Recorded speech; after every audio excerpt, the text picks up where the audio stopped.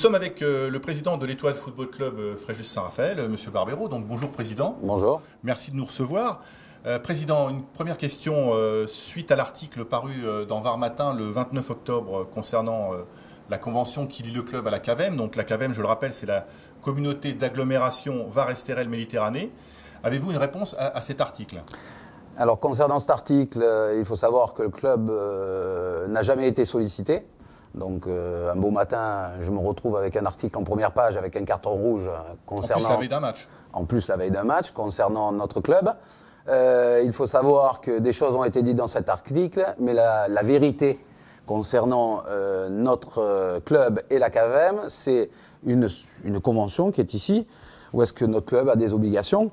Je vous les lis. Donc les premières obligations, c'est donner un budget prévisionnel concernant notre club, ce qui est fait toutes les années, de même que les bilans.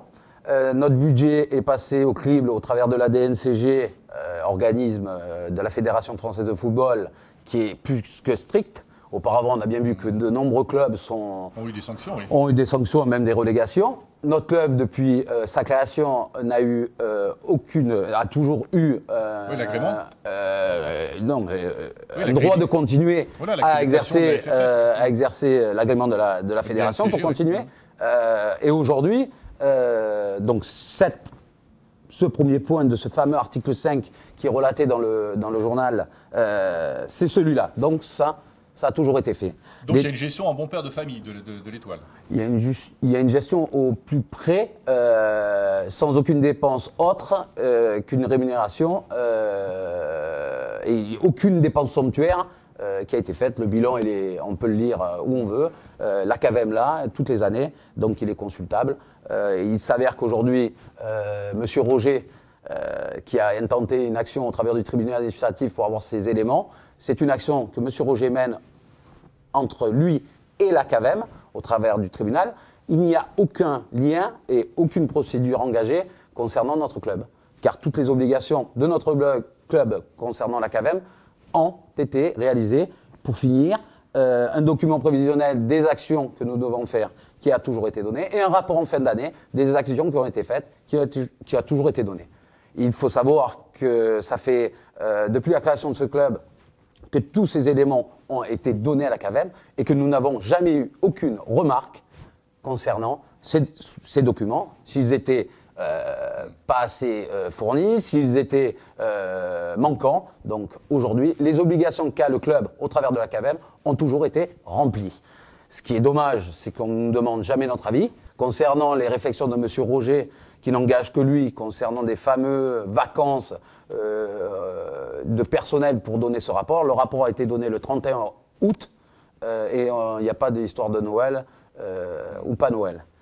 Je sais qu'il faut qu'il imagine que toutes les personnes qui travaillent au sein du club sont souvent des bénévoles qui prennent sur leur temps pour réaliser et ce rapport et les actions parce que ça reste quand même du travail. En m'accusant ou en accusant la CAVEM et en accusant le club en général, alors je ne sais pas s'il a fait une histoire personnelle, il faut imaginer qu'il accuse plus de 100 personnes qui travaillent pour ce club.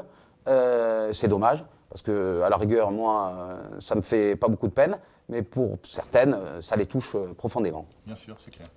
Alors pour revenir à cet article, M. Barbero, il parle aussi des résultats du club. Donc qu'en est-il pour vous? Il faut remettre les choses dans son contexte. Le résultat du club, il y a donc les résultats de l'équipe première, et j'y reviendrai plus tard, mais il y a les résultats concernant l'intégralité de ce club. Donc pour mémoire, ce club est le premier club du Var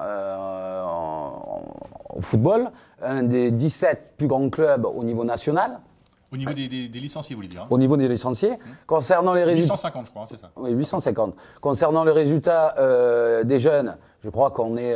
l'équipe réserve est finie 3e. Nos 17 ans nationaux sont restés 17 ans nationaux. Je crois qu'on est après premier partout. Nos équipes de 19 montent de DHR en DH. Donc aujourd'hui, voilà les résultats. Notre équipe 3 aussi, les APH, a fait une très belle saison. Une très belle saison. Donc voilà les résultats... Une partie des résultats du club. Il faut savoir que ce club aussi a pour habitude de former des jeunes qui jouent aujourd'hui dans notre équipe nationale de football. Donc on va dire, dans la CAVEM, c'est le club qui forme le plus de professionnels. et qui jouent à l'étranger ou sur nos territoires. Donc, ça fait partie aussi des résultats sportifs de notre club. Pour revenir à notre équipe première, sachez que depuis le début de cette création, l'ambition, la mienne, celle du club, celle des gens qui habitent la CAVM a toujours été la même. Bien sûr qu'on veut que notre club aille plus haut. Bien sûr qu'on imagine qu'on pourrait aller en Ligue 2. Mais je crois, comme je l'ai dit au mois d'août, sans me désavouer, que ça se mérite. Et c'est plusieurs choses qui rentrent en compte. C'est-à-dire d'abord, peut-être des installations dignes de ce nom. Il s'avère qu'aujourd'hui, c'est sûr qu'il faut pas mettre la charrue avant les bœufs. Il s'avère aujourd'hui que si même nous montions en Ligue 2, eh ben, vu l'évolution des contraintes concernant les stades, on a bien vu l'USNAC il y a 2 ans qui a dû retourner en DH parce qu'il n'avait pas le bon stade. Bourg-en-Bresse qui a pu faire son stade, mais enfin Bourg-en-Bresse c'est plat. Aujourd'hui, on est confronté à une difficulté de la mairie de Fréjus et je pense de la CAVM, parce que ça reste quand même un club CAVM, de trouver un terrain digne de ce nom pour faire, hormis un stade, un centre sportif pouvant accueillir et l'équipe première et toutes nos équipes jeunes. Je me mets à la place d'une maman aujourd'hui qui habite le fin fond de Fréjus pour venir amener son gamin s'entraîner 3 à 4 fois par semaine au fin fond de Saint-Raph ou vice-versa.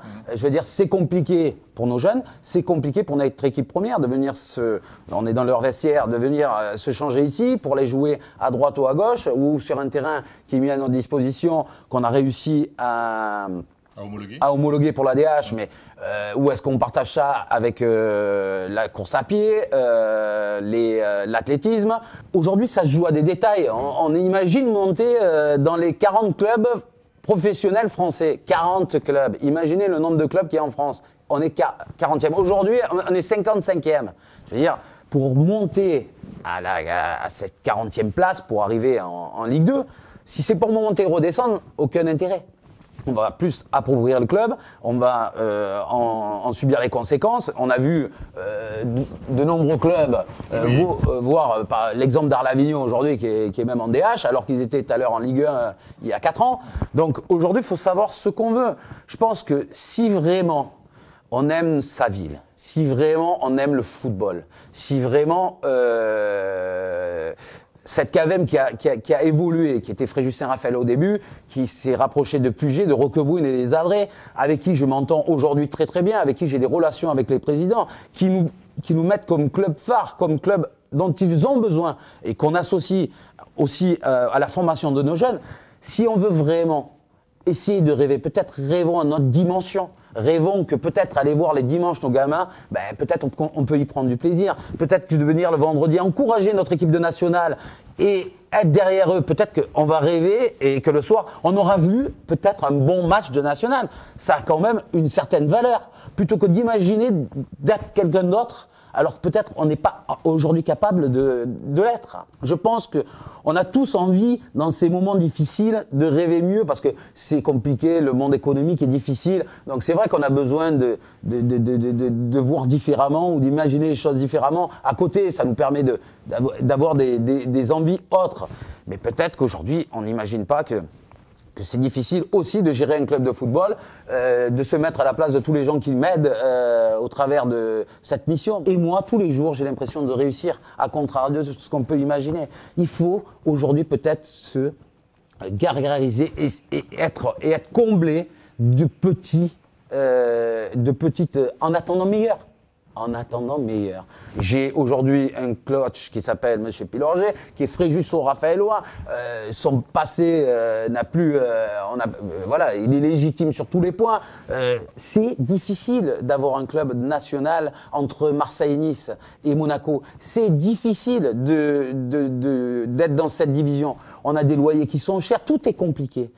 Ce qu'on sait, c'est qu'on fait le maximum et peut-être qu'on s'est trompé. Et pourquoi pas, je me suis trompé, et on dira que c'est moi, et j'assumerai, mais peut-être pas. Peut-être qu'à un moment donné, il faut un peu de temps, un peu de stabilité, et un peu, surtout, de gens qui sont derrière nous. Arrêtons de se servir de ce club, que ce soit moi, président, ou quelqu'un d'autre, pour imaginer arriver à régler des comptes d'une opposition ou de vide. C'est un club sportif. Et servons-nous de ce club, ou servons-nous de ce club pour en être simplement un acteur. Et pas essayer de le descendre en flèche quand tout va mal, et plutôt être serein et disposé à être solidaire avec lui pour imaginer des jours meilleurs. Moi, l'ambition, c'est de gérer comme mon père de famille, notre club, de faire le maximum pour que tout le monde y soit bien habillé, bien éduqué. Et si notre équipe première se sert de cette émulation pour être meilleure chaque jour, tant mieux. Mais c'est pas en ayant vent et marée contre elle qu'elle pourra y arriver. On ne pourra pas changer le reste. On ne pourra pas avoir un stade du jour au lendemain. Mais par contre, on pourra avoir une émulation de personnes pour arriver à avoir au moins sentir une osmose derrière nous et derrière eux. Comment un joueur de football de Fréjus-Saint-Yves, d'où qu'ils viennent, en imaginant qu'on a essayé d'intégrer au maximum les jeunes cette année, peut être serein quand il nous voit aussi ballottés. Je veux dire, on a des articles où on est sur le devant de la scène que pour les mauvaises choses. On se sert de ce club. Arrêtons de s'en servir. Soyons acteurs de ce club, aidons-le.